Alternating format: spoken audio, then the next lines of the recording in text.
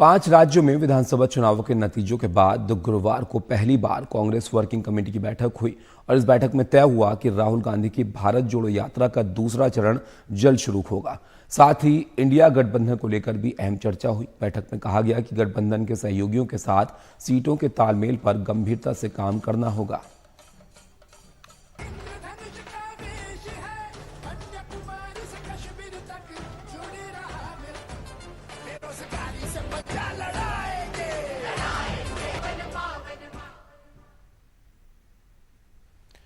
तो एक ore India गठबंधन को मजबूत करने की कोशिश जो है वो जारी है, वहीं राज्यों में घटक दलों के बीच टकराव भी देखने को मिल रहा है।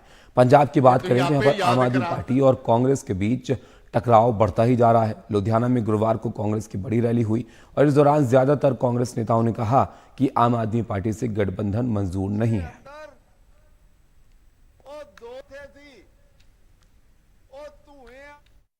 ਇਹ ਤੁਸੀਂ ਆਪੇ ਯਾਦ ਕਰਾਤਾ ਤੇ ਹੁਣੇ ਵੱਡਾ ਹੋਰ ਤੁਹਾਡੇ ਤੇ ਇਸ ਗੱਲ ਦਾ ਇਹਨਾਂ ਨਾਲ ਜਾਲੀਆਂ ਜਿਆਂ ਨਾਲ ਸਾਨੂੰ ਨਾ ਕਿਤੇ ਇਕੱਠਿਆਂ ਕਰਾ ਦੇ।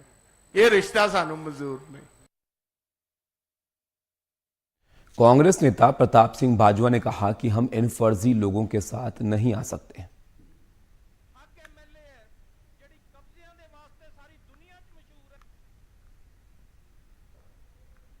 तो कांग्रेस में जो है एक तरह से अंदर खाने नाराजगी भी देखने को मिल रही है, क्योंकि तालमेल बैठाने में थोड़ी दिक्कत पंजाब में खासकर कांग्रेस को यहां पर आ सकती है, इंडिया गठबंधन में अगर पार्टियों को साथ में लेकर चलना है। वहीं अगर आप देखें पंजाब में कांग्रेस आम आदमी पार्टी के साथ गठबंधन नहीं चाहती, तो पश्चिम बंगाल में कांग्रेस की ममता बनर्जी के साथ कितनी बात बन जाएगी, ये भी सवाल है। पश्चिम बंगाल में लेफ्ट पार्टियां भी हैं जो गठबंधन में शामिल हैं। खबर है कि तृणमूल कांग्रेस का नेतृत्व लोकसभा चुनावों में कांग्रेस के साथ सीट बंटवारे पर बातचीत के लिए तैयार है, लेकिन लेफ्ट पार्टियों को इससे बाहर रखना चाहता है।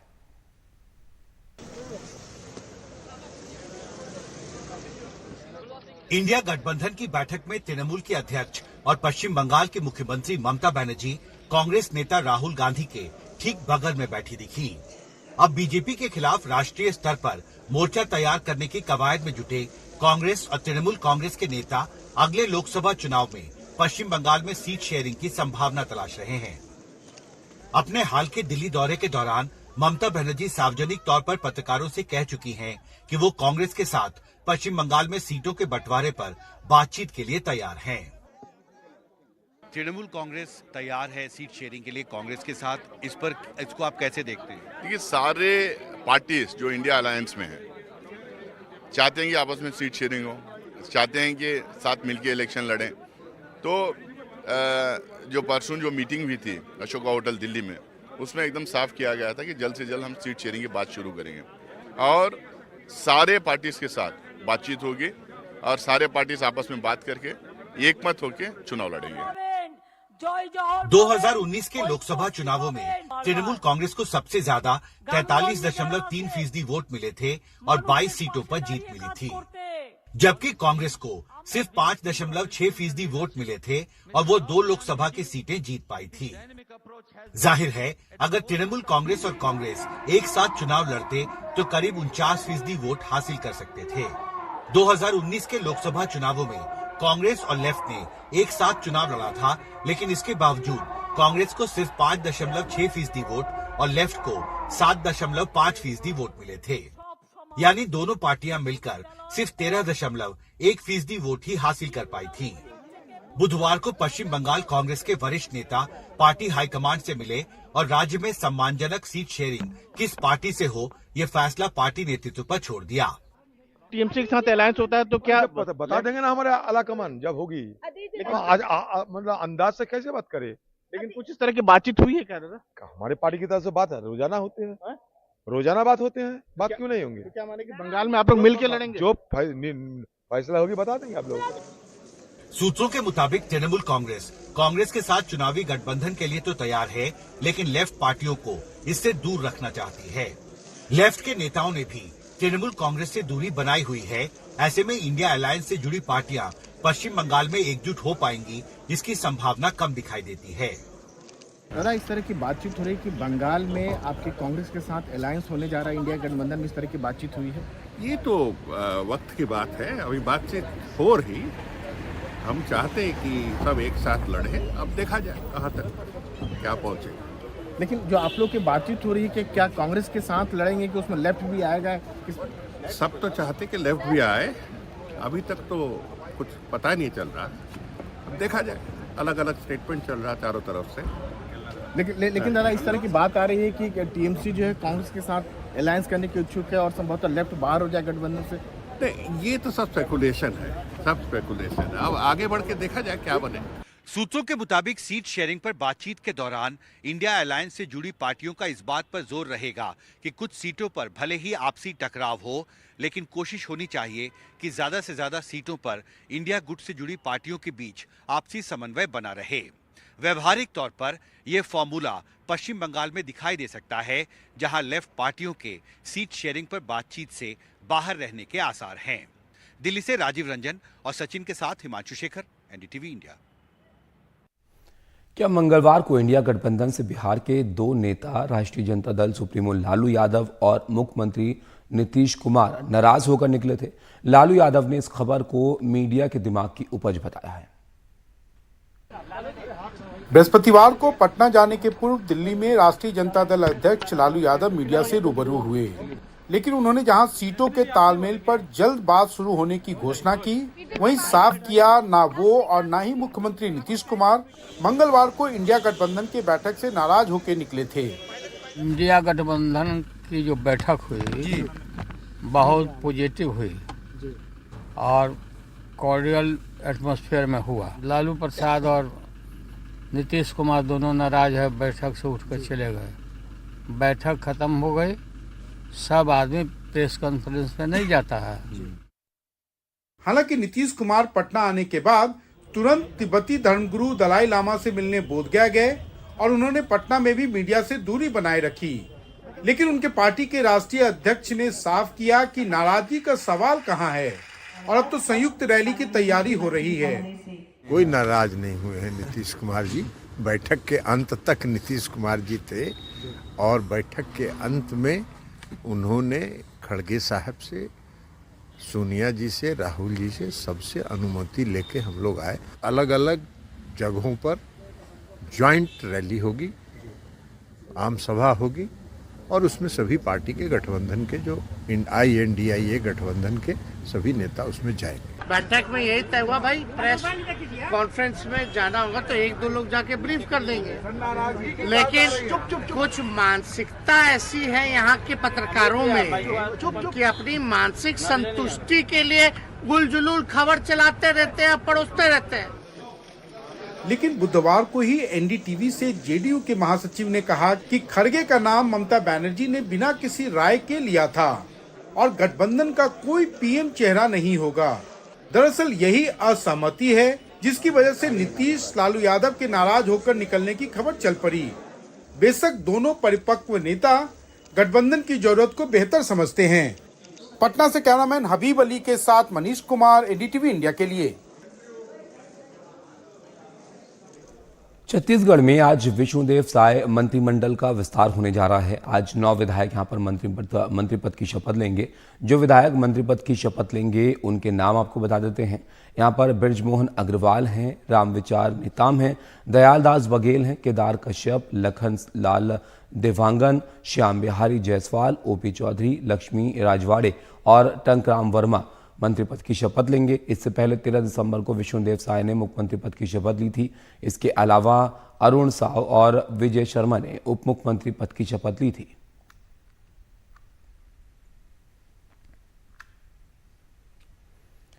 भारतीय कुश्ती संघ चुनाव के नतीजे आते ही ओलंपिक मेडल विजेता पहलवान साक्षी मलिक ने बड़ा ऐलान किया।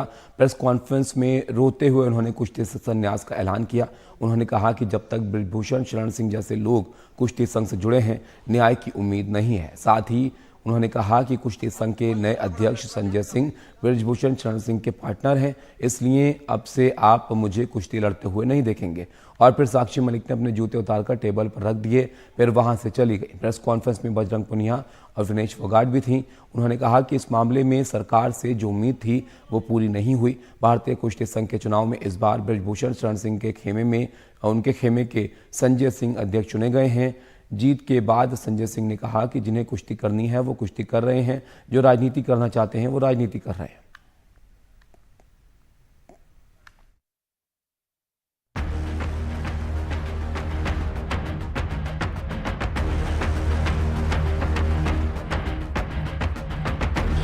जैसा कि आज फैसला आया है और बिल्कुल भी उम्मीद नहीं थी, क्योंकि गवर्नमेंट ने प्रॉमिस किया था कि आपका ही प्रेसिडेंट बनेगा, तो फिर भी वो ब्रिजभूषण का जो बिजनेस पार्टनर है और जो उसका सहयोगी है उसको प्रेसिडेंट बनाया गया। तो इससे मैं बहुत ज़्यादा निराश हूँ और मैंने सोचा इस जैसे आदमी अगर रहेंगे तो मुझे कुश्ती नहीं करनी है, क्योंकि इतना सब लड़ाई लड़ने के बाद भी उन्हीं आदमियों के सामने कुश्ती करना सर मेरी बस की बात नहीं है। मैं एक बहुत इमोशनल और सेंसिटिव इंसान हूँ, ना मैं गलत करती हूँ और ना मैं गलत होते देख सकती हूँ।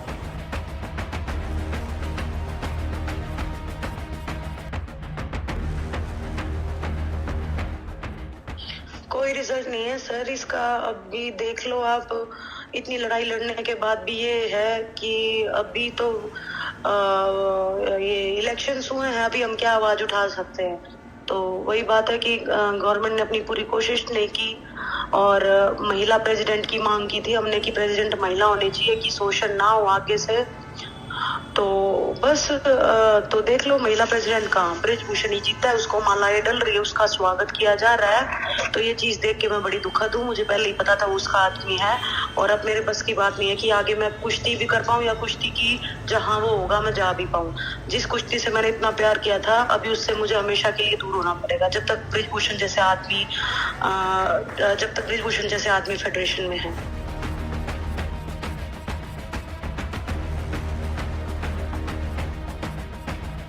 उनका सर बजरंग ने भी यही बोला है कि उसको पता नहीं है कि वो कर पाएगा या नहीं कर पाएगा। वो मैन है, वो स्ट्रोंग है, वो उसका डिसीजन है, क्या पता वो कर ले। पर सर मैंने पहले भी मेंशन किया, मैं एक सेंसिटिव लड़की हूँ, मैं ना गलत होते देखती हूँ ना मैं कभी करती हूँ गलत। थैंक यू सर, अभी के लिए थैंक यू सर। मैं बहुत परेशान हूँ, आपसे फिर बात करूँगी 3-4 दिन। Thank you.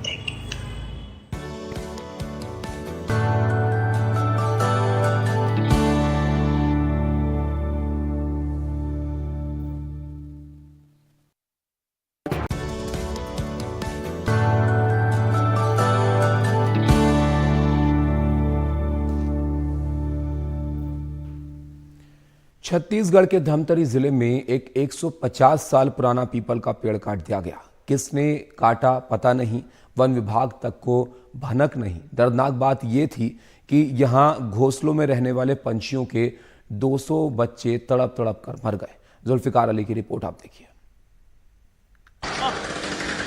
हजारों पंछियों का यह आशियाना देखते ही देखते उजड़ गया। घोंसला बनाकर रहने वाले पंछियों के करीब 200 बच्चे तड़प तड़प कर मर गए। 150 साल पुराना पीपल का ये पेड़ 5 घंटे में बुरी तरह काट छांट दिया गया और वन विभाग को कोई भनक तक नहीं लगी। छत्तीसगढ़ के धमतरी जिले के इस वाकये से आसपास के कई लोग हैरान हैं। जिन्होंने पेड़ को कटने से रोकने की कोशिश की वो अकेले पड़ गए। मैं विरोध ये किया कि ये झाड़ को मत काटो और इसके नीचे झाड़ जहाँ पे पक्षी ने अपना घोंसला बनाया था उसके नीचे हरी वो आती है, ग्रीन कपड़ा आता है ना, ग्रीन वाला जो खेतों में लगता है, उसको बांध दो और पूरा घोंसला को उसमें रख दो, है ना। तो इन्होंने आनन फानन में हमको बोला चुपचाप रहिए, हम अपना करा लेंगे, है ना। तो वो करा लेंगे तो उसमें सीधा सीधा इन्होंने झाड़ काट के पूरे पक्षी नीचे गिर गए। जो पक्षी वहाँ पे पाए जाते हैं, मतलब जिनकी नेस्टिंग है, वो है cormorant. Schedule 4 wild life protection act में वो शेड्यूल 4 की पक्षी है, जिसके तहत पक्षियों का मारना, हंटिंग प्रोहिबिटेड है, मना है, वर्जित है। ये सेक्शन 9 बोलता है वाइल्ड लाइफ प्रोटेक्शन एक्ट का। तो उस मुताबिक तो उनको पेड़ काटना ही नहीं चाहिए था, फॉरेस्ट डिपार्टमेंट से पूछना था। तो हम चाहते हैं कि इस पर कड़ी कार्रवाई हो, जो अपराधी हैं या उन पर दंड होना चाहिए, ताकि ये चीज़ें फिर से ना हो और एक सोसाइटी में स्ट्रॉन्ग मैसेज जाना चाहिए। जानकारी के मुताबिक करीब के लोहरसी गांव के कुछ युवक जेसीबी मशीन लेकर पेड़ काटने आए। इस दौरान 5 घंटे बिजली भी बंद करवा दी गई। खास बात यह है कि वन विभाग का दफ्तर यहां से महज 300 मीटर दूर है। फिर भी विभाग का कहना है कि उसे पता ही नहीं चला। अब जांच हो रही है। अभी तक खबर ये है कि कुछ पक्षियों की मृत्यु हुई है, तो हम उसका जांच कर रहे हैं। अभी देखिए, पहले प्रक्रिया हम लोग जो जांच प्रक्रिया है वो पूरी हो जाएगी, फिर उसमें हम आगे की कार्रवाई करेंगे। इसमें जो रहता है इनकी वन विभाग द्वारा पीआर इशू किया जाता है। एफआईआर का प्रावधान वन विभाग में नहीं है। तो जो पीआर है वो हमारा इनकी ऑफेंस रिपोर्ट है, हम लोग वो इशू करते हैं। इसमें परमिशन तो राजस्व विभाग द्वारा दिया जाता है, हम इसमें बस मूल्यांकन करके उनको देते हैं। कोई खुलकर नहीं बता रहा, लेकिन कुछ लोगों का कहना है कि इसके पीछे उन कुछ लोगों का हाथ है जो पंछियों द्वारा गंदगी की शिकायत करते रहे हैं। उधर प्रशासन और नगर निगम भी अपनी अपनी जिम्मेदारी से हाथ झाड़ रहे हैं।